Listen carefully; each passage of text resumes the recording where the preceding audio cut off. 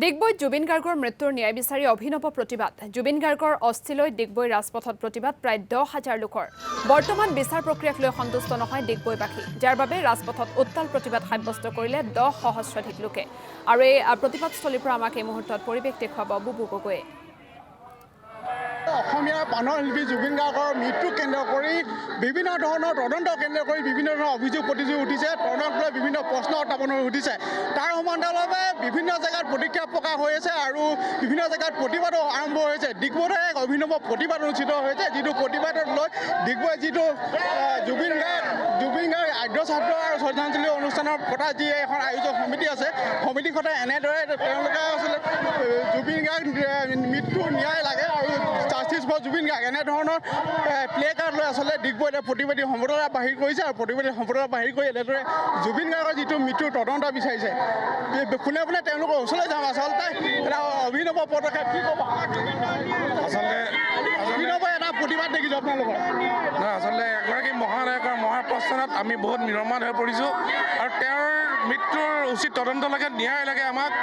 আৰু আজি তেখেতৰ শ্ৰদ্ধাঞ্জলিৰ দিনাখন আমি এই কামনা কৰিছোঁ আমি ডিগবৈবাসী ৰাইজৰ হৈ জুবিন গাৰ্গৰ মৃত্যুৰ ন্যায় লাগে আমাক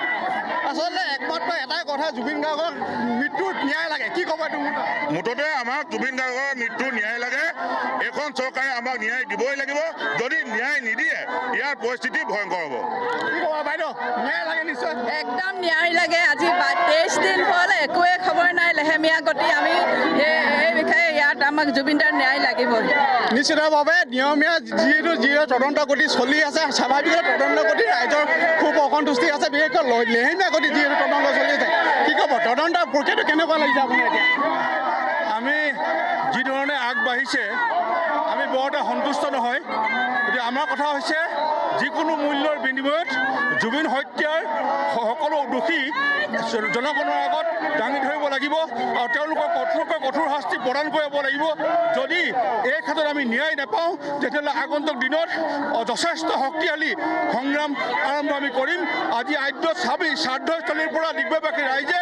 এটাই দাবী জনাইছোঁ যে জুবিনদাৰ হত্যাৰ ৰহস্য উদঘাটন কৰি পেলাই দোষীক কঠোৰ শাস্তি প্ৰদান কৰক জুবিন গাৰ্গৰ যিটো মৃত্যু সাংঘাতিক ৰহস্যৰ মাজত সোমাই পৰিছে আৰু